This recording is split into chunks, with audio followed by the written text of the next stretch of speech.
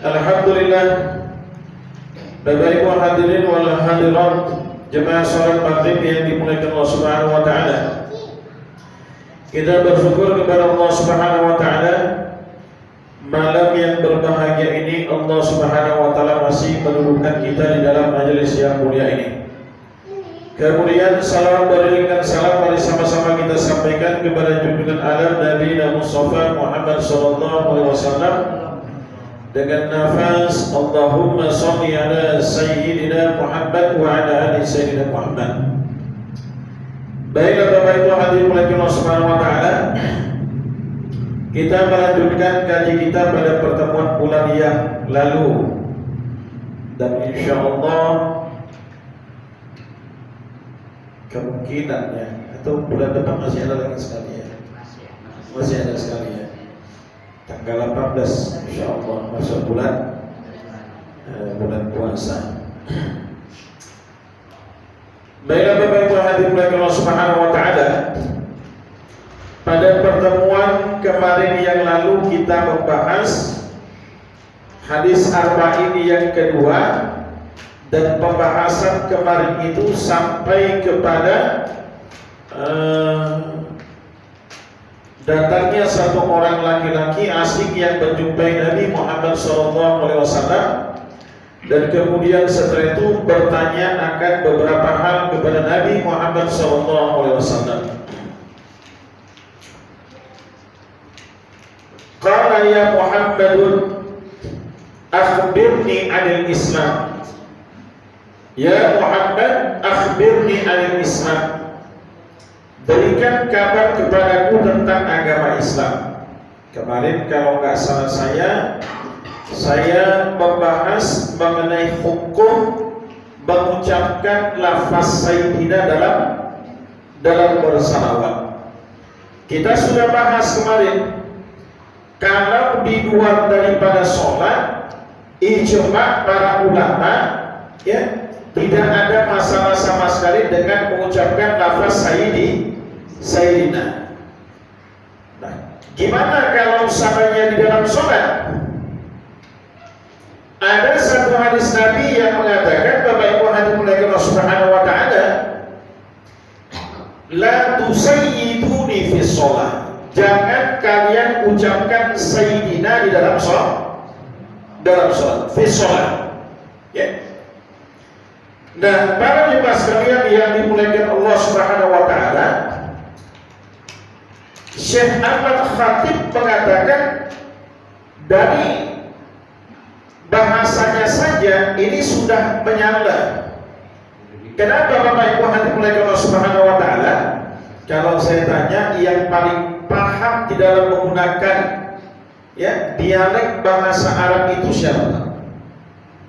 Yang paling paham? Bahasa Arab itu ada bahasa Arab Fusha, ada bahasa Arab Adiyah.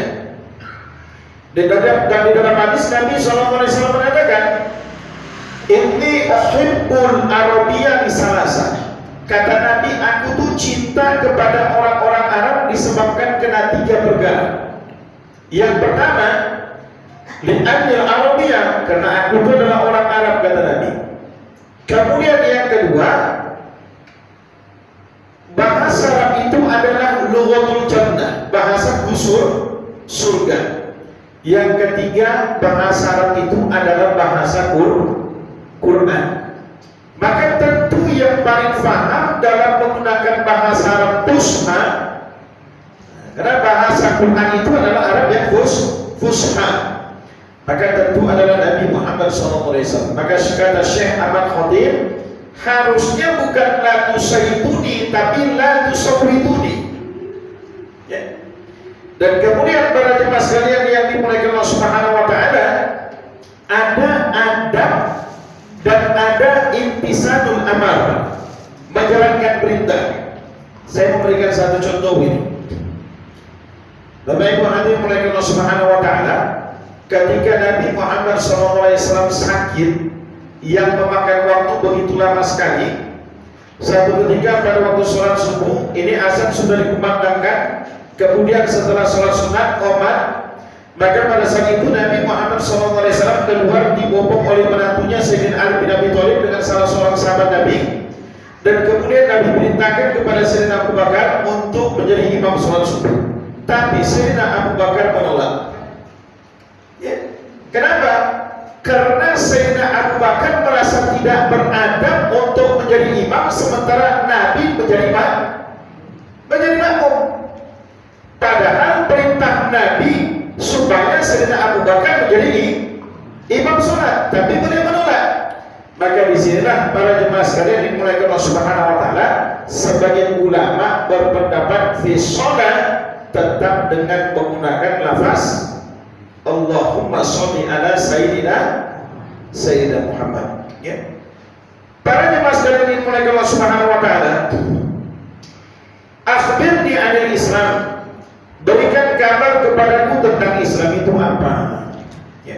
Faqala Rasulullah sallallahu alaihi wasallam, maka bersabda Nabi Muhammad sallallahu alaihi wasallam, al-Islamu an tashhada an la ilaha illallah wa anna Muhammadar Rasulullah wa tuqima shalah wa tu'tiya zakah wa tasumma ramadan wa tahujjal baita in istata'ta ilaihi sabilah. Kita tidak bicara tentang pembahasan rukun Islam ini, Bapak Ibu. Karena pembahasan tentang rukun Islam ini nanti ada pada hadis yang setelahnya.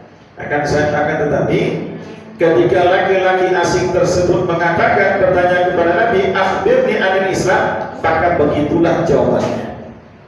Ya. Makanya ada kadang-kadang ya, ini bahasa main-main. Gimana lah orang Islam itu nggak berperkara saja. Ketika ditanya tentang Islam itu, katanya Islam itu terdiri daripada 5. Satu perkara yang berbeda begitu kan? Ya.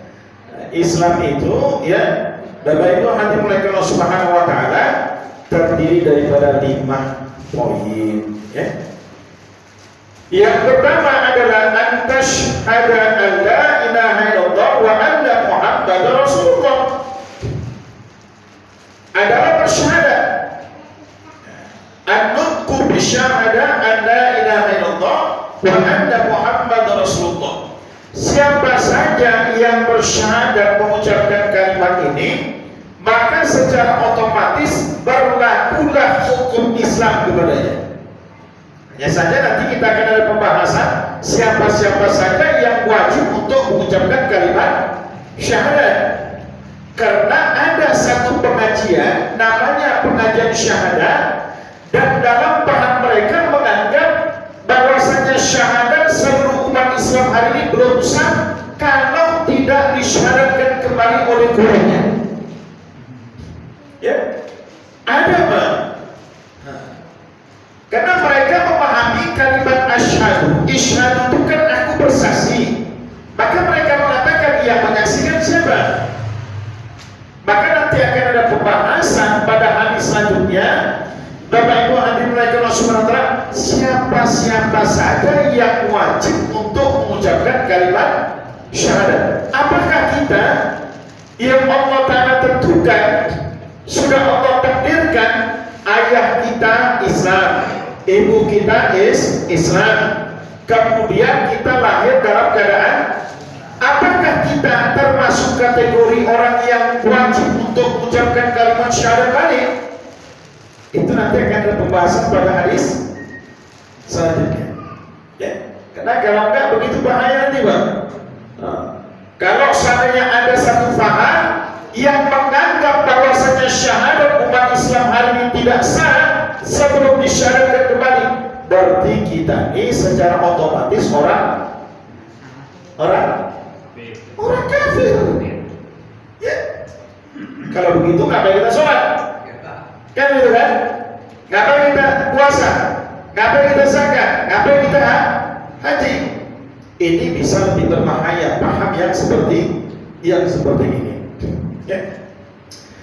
Nah, Bapak Ibu hati mulai Allah Subhanahu wa taala, saya mengejar ini, Pak. Karena kalau saya syarahkan ini nanti ini hadis yang kedua ini enggak selesai. Sementara 1 bulan lagi kita sudah libur masuk bulan puasa. Waktu kita sholat, kemudian setelah itu mendirikan sholat. Iqamah itu bukan mengerjakan sholat, As-sholatu imaduddin, faman aqamaha faqad aqamaddin. Iqamah itu adalah orang yang menegakkan sholat. Beda dengan orang yang sebatas mengerjakan sholat. Beda orang yang menegakkan sholat dengan orang yang hanya sekedar mengerjakan sholat. Orang yang menegakkan sholat adalah orang yang paham dalam aturan sholat yang sebenarnya. Saya kasih pemisalan contoh nih Pak. Imam di masjid kita ini, di musola kita ini ada imam. Imam itu sebenarnya dalam satu masjid itu harus diangkat imam tetapnya. Tak boleh imam itu sembarang.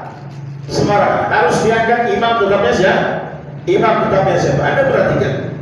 Saya tanya Pak ya. Masjid Istiqlal Jakarta itu imam besarnya siapa? Imam siapa? Profesor Dr. Nasaruddin Umar, Menteri Agama. Itu imam besar Masjid Istiqlal setelah meninggalnya Syekh Mustafa Ali Mustafa Yaakob. Pertanyaannya, pernah enggak beliau menjadi imam sholat fardu di Masjid Istiqlal? Enggak. Saya berkali-kali kalau ke Jakarta dalam singgah di Masjid Istiqlal, tak pernah saya melihat Profesor Nasaruddin Umar itu menjadi imam sholat fardu. Imam sholat fardu sudah ada masing-masing. Kenapa beliau disebut imam besar? Karena imam besar di satu masjid itu adalah seorang imam yang menjadi rujukan di dalam masalah agama secara keseluruhan. Itu disebut maka disebut imam besar. Nah, kita ini sebagai musola minimal harus ada imam tetapnya. Ya, nanti jangan pula nanti ya subuh kena tak punya imam tetap. Kadang-kadang imam sholat subuhnya kalau fahamnya kunut. Kalau nanti imam sholat subuhnya tak paham kunut, imamnya juga ya. Makanya di masjid Ponitin itu ya, BKM-nya itu Ustaz Najib Sanusi Lubis, adik iparnya Pak Edi Ramayadi. Beliau ini musonif, penulis kitab. Itu ada plakat di masjid itu dibuat, masjid ini didirikan tahun sekian, paham ahlu sunnah wal jamaah, akidahnya Asy'ariyah. Kemudian setelah itu fikihnya fikih Syafi'i dan penganut tasawufnya Imam Ghazali. Itu begitu. Ya. Kadang-kadang masya Allah musola nggak punya aturan, siapa saja boleh jadi ya salah. Harus diangkat orang menjadi imam tetap di sholat di satu tempat di masjid. Nah, kalau jemaah sekalian mulai kenal semua, saya kasih pemisalan. Ada satu imam tetap di masjid. Pada waktu dia sholat, ya, pada waktu mau sholat subuh malam ini, maaf ya, kita bahas masalah urusan fikih. Malam dia baru saja jima dengan istrinya, baru saja berhubungan sama istrinya.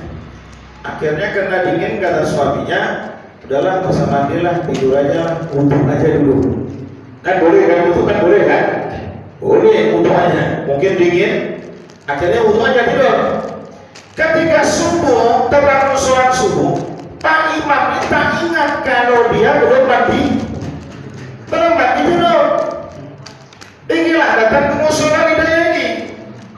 Setelah sholat sunat qabliyah dia jadi imam dia. Sebagai mu'tazilu, Allahu Akbar. Begitu salam, Assalamualaikum warahmatullah, Assalamualaikum warahmatullah. Teringat Pak Imam belum mandi.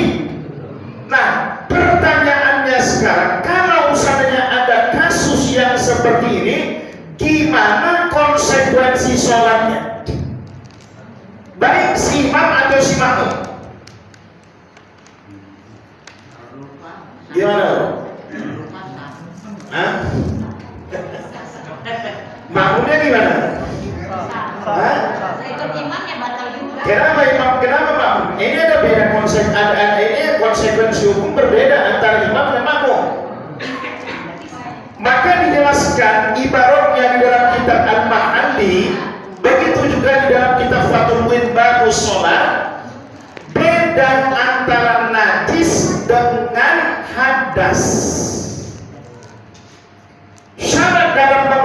dengan sholat itu seseorang terbebas daripada najis dan hadas. Kalau najis terlihat oleh mata, kalau hadas tidak terlihat.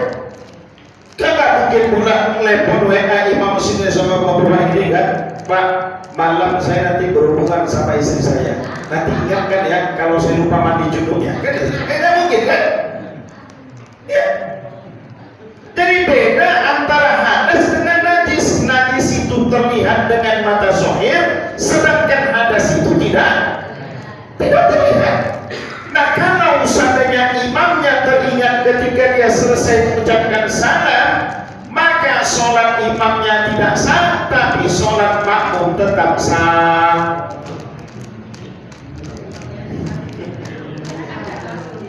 Imamnya nggak sah, makmum. Karena kan makmum nggak tahu keadaan imam gimana. Kalau najis misalnya, imam menjadi imam sholat, kemudian ada najis, makmum kan melihat najis itu. Kalau hadas, ya, itu di Fathul Mu'in, ya, ibaratnya di Fathul Mu'in dengan kitab Mahalli. Nah, para jemaah sekalian mulai Rasul, ini saya memberikan satu gambaran. Ini yang disebutkan iqamus sholat, orang yang mendirikan sholat, bukan cuma setakat mengerjakan sholat, ya.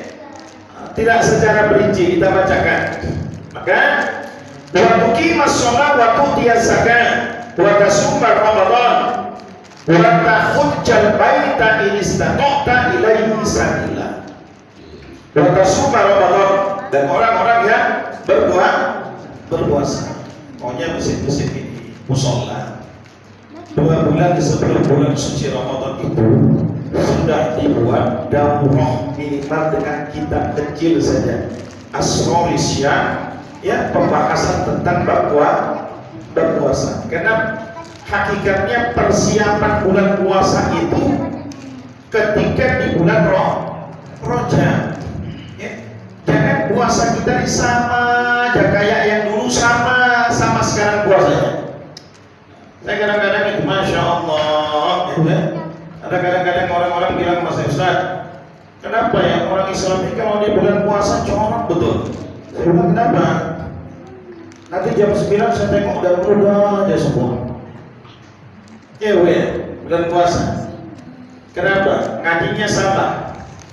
Nanya sama ustaznya, Ustaz, apa hukum menelan ludah di bulan puasa? Ustaznya jawab, kayak-kayaknya batal. Kayak-kayaknya batal. Kalau kayak-kayaknya batal, berarti boleh juga kayak-kayaknya tak batal. Mungkin ustaznya waktu ngaji tertidur di belakang dulu. Ya. Karena di dalam masalah fikul hukum ini, fikul ahkam ini harus ada kejelasan. Dalam masalah hukum harus jelas. Batal bilang batal, tak batal bilang tak batal. Kamu tanya sama ibu, batal nggak? Ya ludahnya kayak mana gitu, dia macam mana? Nanti kita pas sholat kan keluar apa? Ludah kita. Jadi kalau kita ditelan di mana? Masa sholat dulu dan itu Ustaz? Dia nggak tahu juga. Saya katakan di sini ya, supaya terbantahkan semua yang dulu-dulu, akhirnya puasanya jangan seperti mana dulu lagi. Menelan ludah di bulan puasa tidak membatalkan puasa dengan 3 syarat. Itu dibahas oleh ulama-ulama fikih. Syarat yang pertama, ludahnya ludah murni, tidak bercampur dengan sesuatu apapun. Ya. Kadang-kadang banyak bapak-bapak kalau bulan puasa protes sama ibunya, kenapa? Makanannya keasi. Betul Pak? Kalau masakannya, kenapa? Karena usah bilang kalau mencicipi makanan puasanya nggak batal. Kalau cuma sekedar mencicipi, jangan sampai mubalaghah. Kalau nyicip aja, kalau nyicipnya 1 piring batal, itu boleh nyicip namanya.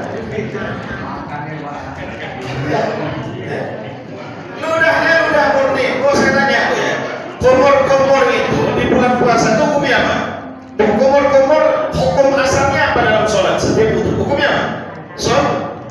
Sunnah. Ya. Kalau di bulan puasa, boleh nggak kumur-kumur? Boleh nggak kumur-kumur? Boleh asal jujur dan tidak mubalaghah. Yang dikatakan mubalaghah itu kayak anak-anak kan begitu kan ada kalau bulan puasa itu. Ya. Dan kemudian setelah itu jujur. Jangan masuk musola Hidayah jam 12 wudu. Kebetulan wudunya di dalam pula itu. Ya. Untuk nengok orang kiri kanan depan belakang nggak ada orang. Setengah dibuang setengah.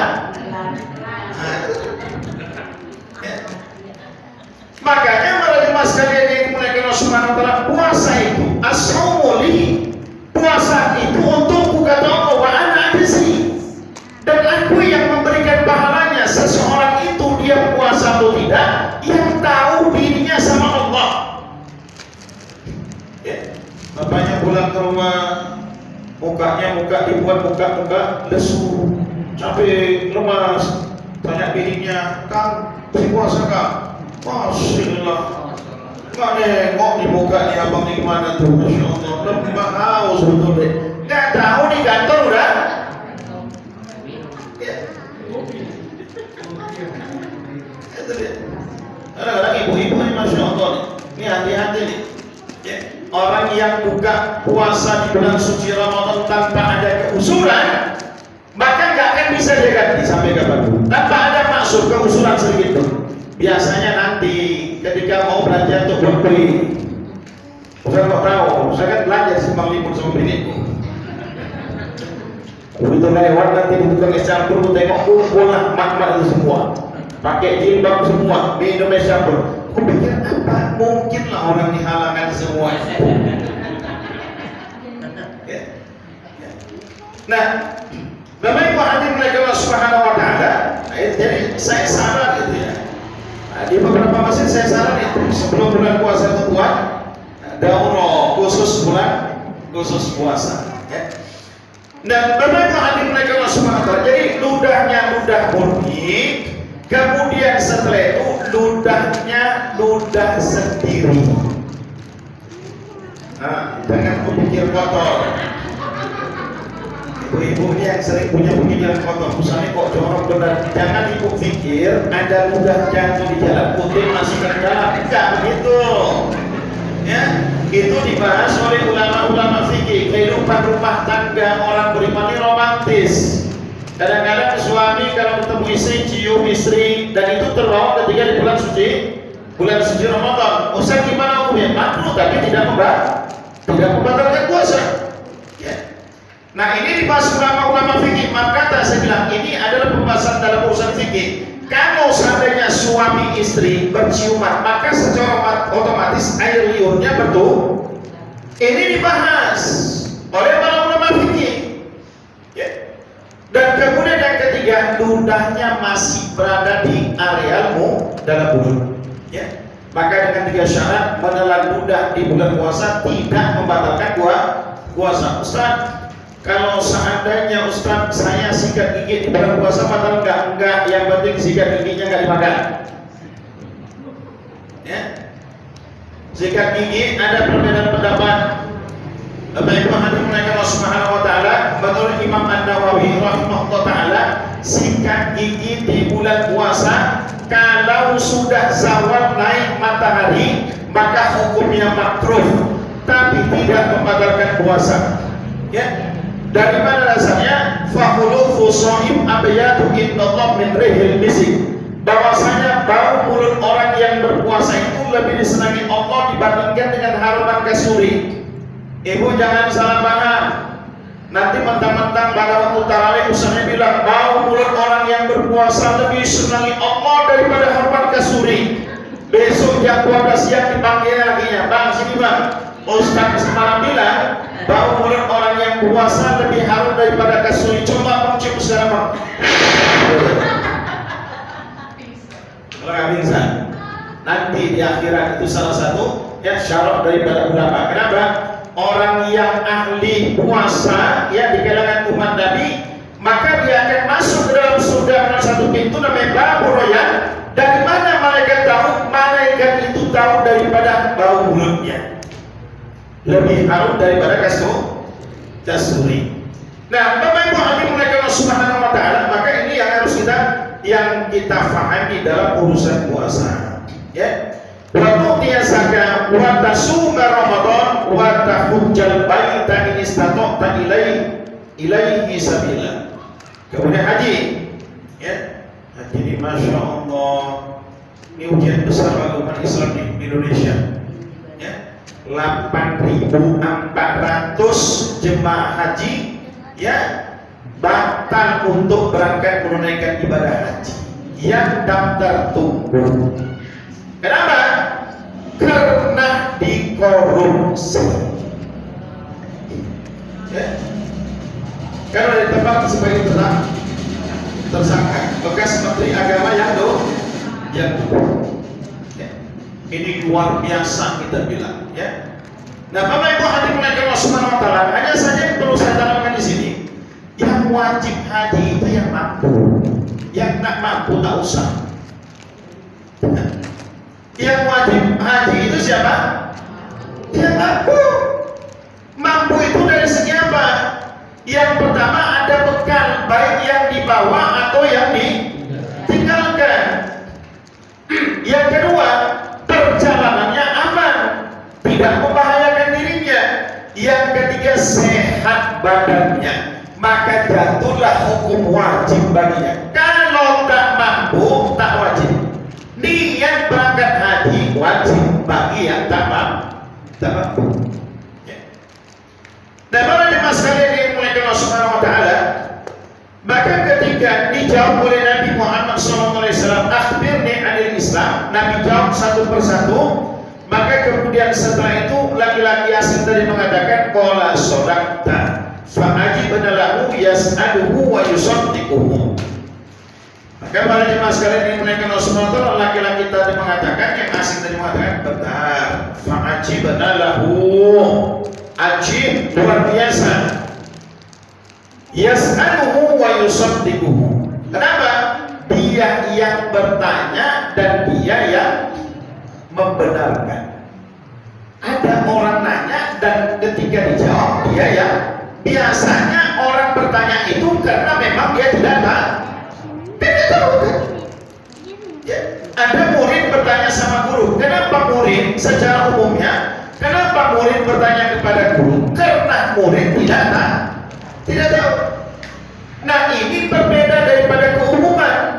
Orang yang bertanya setelah dijawab dengan orang yang ditanya dan dia mengatakan shadaqta, benar, fa'ajibna lahu yas'aluhu wa yusaddiquhu. Ajib, dia yang bertanya dan dia yang membenarkan.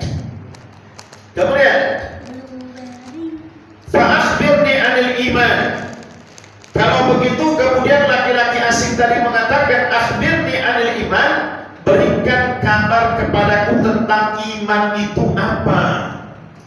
Qala, maka kemudian Nabi Muhammad SAW menjawab, Bapak Ibu hadirin Allah Subhanahu wa taala, antu'mina billahi wa malaikatihi wa kutubihi wa rusulihi wal yaumil akhir wa tu'mina bil qadri khairi wa syarrihi. Itulah rukun iman. Ya. Beriman kepada Allah, beriman kepada para malaikat, beriman kepada kitab-kitab Allah, beriman kepada rasul-rasul Allah. Termasuklah pembahasan di sini, Bapak Ibu hadirin Allah Subhanahu wa taala. Maaf saya mengatakan di sini, kita ini umat Islam beriman kepada Nabi Isa, tapi bukan sebagai Tuhan. La nufarriqu ahadin mir rusul. Tidak sah imannya orang-orang Islam kalau dia tidak beriman kepada para rasul, dan Isa itu termasuk rasulnya Allah Subhanahu wa taala. Saya tanya sama Bapak-bapak Ibu, tanggal 25 Desember itu biasa diperingati sebagai hari apa? Hari kelahiran siapa? Enggak. Ya, di sini salahnya kita dalam pemahaman kita. Kalau di dalam Quran itu disebutkan Nabi Isa itu lahir pada saat musim kurma matang. Musim kurma matang itu ketika di musim panas. Musim panas itu antara bulan Juli, Agustus, September. Yang 25 Desember itu bukan lahir Nabi Isa.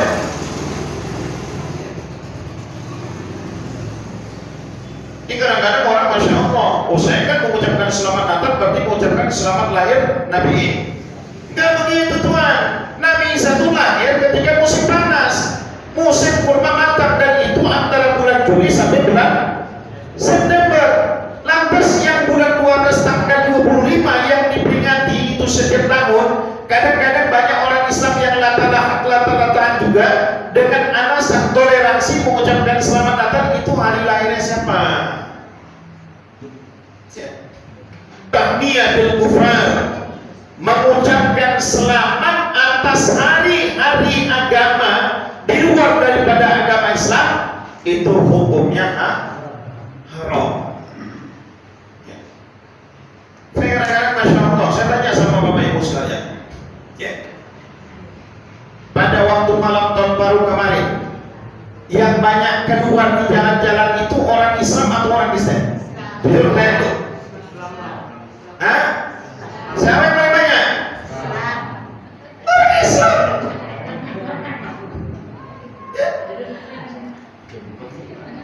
Anak saya di komplek, kata anak saya yang paling kecil, karena gua di pesantren Bogor, yang nomor paling kecil masih kelas 6 SD, umur 13 tahun. Bagaimana?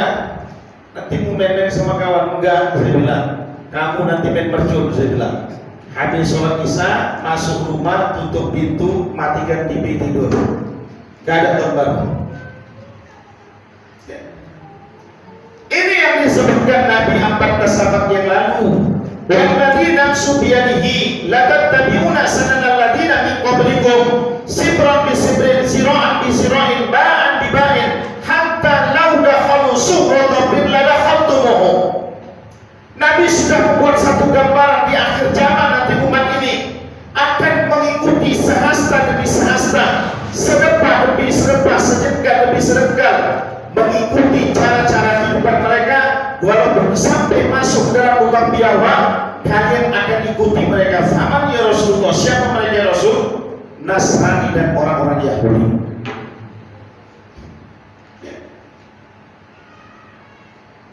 Ada apa sih baru? Makanya kadang-kadang Masya Allah, gak cukup gak mana musibah telah datang kepada umat ini. Ustaz, kalau kami malam tahun baru bakar-bakar ayam boleh nggak Ustaz? Boleh nggak Ustaz? Ada yang ekstrim menjawab, nggak boleh, haram katanya. Kamu juga termasuk ikut di dalam perayaan tahun baru. Nah kita nggak begitu kan? Ya. Innamal a'malu binniyat wa likulli imrin ma nawa.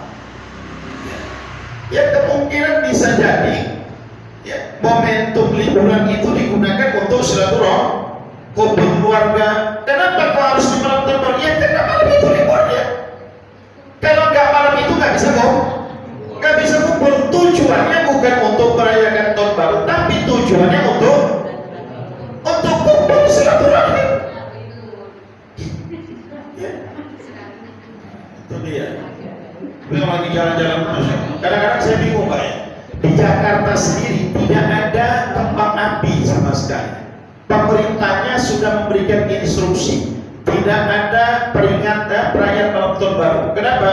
Karena berbuka untuk 3 daerah yang mendapatkan musibah. Di langit-langit Jakarta itu pride of Sumatera. Orang Medannya sendiri. Ya. Bapak Ibu hati mulai Allah Subhanahu wa taala, jadi wa kutubihi wa rusulihi wal yawmil akhir wa tu'minu bil qadri wa khairihi wa syarrihi. Qala salata qala akhbirni 'anil ihsan. Kemudian setelah itu orang asing tersebut bertanya, kalau begitu kabarkan kepada saya tentang ihsan itu apa? Anta udah tahu ka'annaka tarahu fa in lam takun tarahu fa innahu yarahu. Yang dikatakan ihsan itu adalah kau beribadah kepada Allah, anta'budallah ka'annallah, seakan-akan ka'annaka tarahu, seakan-akan Allah itu melihat kamu. Fa'in lam takun yara fa'innahu yaraka. Kalau kamu tidak mampu, maka merasalah kamu seakan-akan diperhatikan, dilihat oleh Allah Subhanahu wa taala. Jadi bukan di sini bahasa sini kita melihat ka'annaka tara, seakan-akan kamu melihat Allah. Karena banyak sekarang ini pemahaman yang sesat. Masuk ke gua-gua, bertambah di dalamnya selama beberapa hari, begitu keluar mengaku ketemu sama Allah sehingga mengaku sebagai ini kerjaan syaitan semuanya. Nah, Bapak Ibu hadirin Allah Subhanahu wa taala, kenapa? Karena jangankan kita, saya tanya, ketika Nabi Muhammad Isra wal Mi'raj menjemput perintah sholat, pertanyaannya, apakah Rasul melihat Allah secara zahir? Enggak. Dan itu yang disebutkan oleh Sayyidah Aisyah, Rasul itu cuma melihat nur. Karena Nabi Musa alaihissalam saja ketika ingin melihat Allah, maka kemudian Allah perintahkan kamu lihat gunung. Allah bertajam kepada gunung, gunung hancur, Nabi Musa pingsan. Nah, ini saya mengatakan seperti ini, Bapak Ibu hadirin Allah Subhanahu wa taala, karena banyak ya dalam artian kata pemahaman sesat yang muncul pada saat ini, seakan-akan orang ini mengaku, oh, saya sudah ketemu dengan Allah. Ya. Jadi bahasanya ka'annaka, seakan-akan kamu melihat Allah. Fa'in lam takun tara, kalau kamu tidak bisa seakan-akan melihat Allah, fa'innahu yaraka, maka merasalah kamu seakan-akan diperhatikan, dilihat sama Allah. Kalau saya sudah merasa kebersamaan dengan Allah, merasa dilihat Allah, gak akan mau untuk berbohong. Pernah satu ketika Sayyidina Umar bin Khattab ini memiliki satu amalia. Kalau setiap malam itu dia ronda melihat keadaan rakyat-rakyatnya, tapi nggak pakai media, ya, nggak kayak sekarang pejabat sedikit semua masukkan media, ya. Bawa bantuannya sedikit tapi pemberitanya luar biasa, kan gitu ya. Maka Bapak Ibu hadirin Allah Subhanahu wa taala, ketika ronda, Sayyidina Umar mendengarkan satu orang ibu sedang berdialog dengan anaknya, yang mana mereka ini penjual susu. Kata ibunya, nak, kau campurkanlah air ke dalam susu tersebut biar keuntungan kita banyak. Anaknya bilang, ya ibu, Amirul Mukminin Umar bin Khattab melarang kita bermuamalah dengan cara yang seperti ini karena ini berbohong, ini menipu. Ya. Kata saya, kemudian kata ibunya, nak, ini kan sudah malam. Kalau saya kamu campurkan air malam hari ini, Umar sudah dalam keadaan tertidur, dia nggak akan tahu. Kata anak gadisnya, wahai ibu, memang Umar tertidur malam ini, tapi Tuhannya Umar tidak pernah tidur. Nah, yang dikatakan keimanan itu di khalayak ramai kita beriman kepada Allah. Pertanyaannya, ketika dalam keadaan bersendiri, bisa tidak kita jaga konsistensi iman kita kepada Allah? Ya Pak ya. Apalagi kalau udah pegang api kan gitu kan? Ya kan? Nanti dipikir ditanya sama bininya, kok serius sekali Bang nengok HP-nya Bang? Ya, iya Dik, ini lagi lihat konten-konten ceramah ini. Nah, Insya Allah dalam hati bininya ya kan, soleh betul suamiku ini, Masya Allah. Rupanya yang lihat apa? Yang lihat apa? Pakai headset pula dia tuh kan? rupanya yang dilihat konten dasar gitu ya. Nah, nama itu hati mulai Allah Subhanahu wa Ta'ala, jadi merasa dilihat Allah ya. Maka kemudian pada jemaah sekalian yang dimulai Allah Subhanahu wa Ta'ala, sodakta, benar. Nah, tiga ini Islam, iman, kemudian setelah itu ihsan. Inilah yang disebut arkanuddin, rukun-rukun dalam beragama. Dan ihsan ini disebut pada akhir zaman ini, inilah pembahasan dalam masalah tasawuf, yaitu akhlak. Asal katanya sofaha yasfah, kejernihan dan kebersihan hati. Buat apa kita ini banyak ibadah, banyak sholat, tapi hatimu masih kotor? Ya. Ustaz, apa yang dikatakan tasawuf itu? Yang dikatakan tasawuf itu, kau dimaki orang, kau dicaci orang, kau disolimi orang, tapi kau masih bisa mendoakan kebaikan kepada orang tersebut, memaafkan kesalahannya dan mendoakan kebaikan kepada orang tersebut. Itulah tasawuf, kebersihan dan kejernihan hati. Ibu bayangkan, ya ada satu orang ya, Al-Imam Ali Zainal Abidin radhiyallahu anhu, salah seorang daripada zuriyatnya Nabi Muhammad SAW. Dia punya khodam pembantu. Satu ketika Bapak Ibu hati mulai Allah Subhanahu wa Ta'ala, pembantunya itu memecahkan ada satu benda kesayangannya. Mau marah ini? Ya kan? Mau marah. Makanya Nabi mengatakan laisa sadidu bisur'ah. Orang yang kuat itu bukan orang yang bisa menumbangkan lawannya. Bukan orang yang bisa berkelahi 1 lawan 5 dia menang. Tidak. Tetapi Nabi SAW mengatakan innama syadidu yang nafsa indal ghadab, adalah orang yang mampu untuk menahan emosinya ketika dia marah. Nah, pada saat dia tahu benda yang dia sayang dipecahkan sama khadamnya, pembantunya, dia marah. Kemudian dibacakan sama khadamnya satu firman Allah, surah Al-Imran.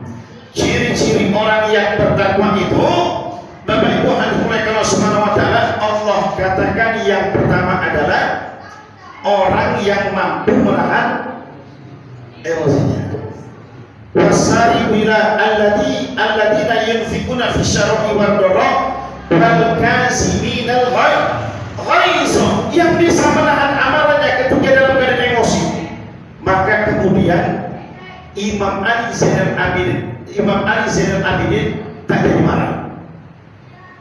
Kemudian dilanjutkan lagi ayat itu, wal kaziminal ghaiz wal afina 'anil nas. Gak cukup menahan emosi, maafkan kesalahan orang yang bersalah kepadamu.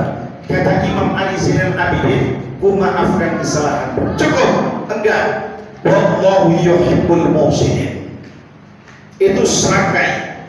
Tahan emosimu, maafkan kesalahan orang yang berbuat salah kepadamu, dan buat baik kepada orang yang berbuat salah kepadamu. Kata Imam Ali Zainal Abidin, ku bebaskan kamu daripada perbudakan. Pertanyaannya, Bu, ibu punya pembantu lagi gosok bajunya baju baru bulan mahal. Tiba-tiba ini pembantu ya tertidur dia sebentar, akhirnya baju yang baru tersebut gosong. Nah, kemudian pembantu ini ngomong nih, Bu, ini baju yang tadi yang baru ibu suruh gosong, saya tertidur, akhirnya gosong bajunya buntu. Ibu marah. Kemudian pembantu ini membacakan ini, wal kaziminal ghaiz. Ciri-ciri orang yang bertakwa itu adalah orang yang menahan amarahnya ketika emosi. Kira-kira ibu marah atau tak jadi marah?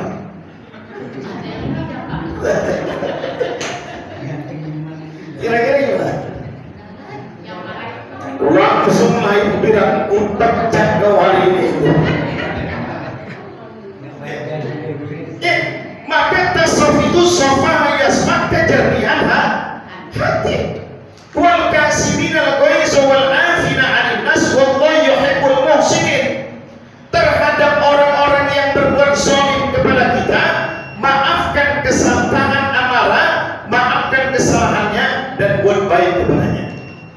sudah isya. Ya. Maka Bapak Ibu hadirin Allah Subhanahu wa taala, inilah yang disebutkan arkanul din, rukun-rukun dalam beragama, Islam, iman, kemudian setelah itu ihsan, kejernihan dan kebersihan hatimu. Dan Bapak Ibu hadirin Allah Subhanahu wa taala, sampai di sinilah kaji kita karena sudah masuk sholat isya. Terakhir para jemaah sekalian yang dimuliakan Allah Subhanahu wa taala, ada satu ungkapan yang disebutkan oleh Syekh Jalaluddin Ar-Rumi rahimahullah taala.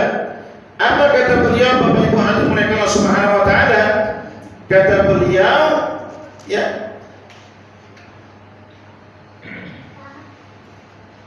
banyak manusia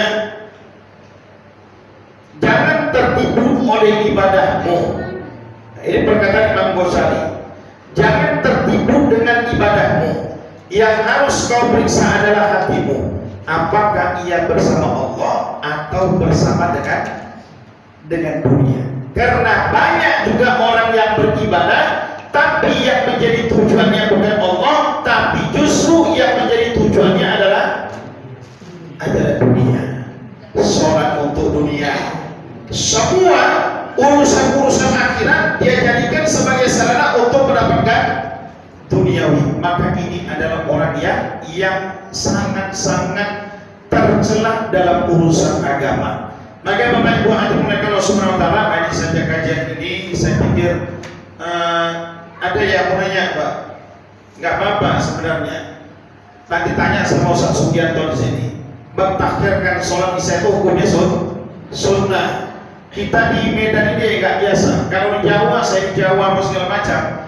Kalau pengajian itu isya itu, ya, mau kadang nanti mundurkan 15 menit atau satu setengah jam. Sekarang aku tanya sama Bapak Ibu, kalau seandainya makanan sudah dihidangkan, kemudian masuk waktu sholat, mana yang lebih diutamakan, makan atau sholat? Makan atau sholat? Kenapa makan? Jangan sampai nanti dan dihidangkan makanan, ada kari kambing, ada rendang, ada udang, kemudian setelah itu ada pula yang bukan orang Islam di situ, kemudian dia pergi sholat, dalam sholat yang ada dalam pikirannya, habislah kari kambing habislah udang berhenti, kan gitu kan? Makan, kalau kita makan mendahulukan makan, makruh hukumnya. Nah, kalau seandainya dalam urusan makan waktu sholat itu bisa dimundurkan, apalagi dalam urusan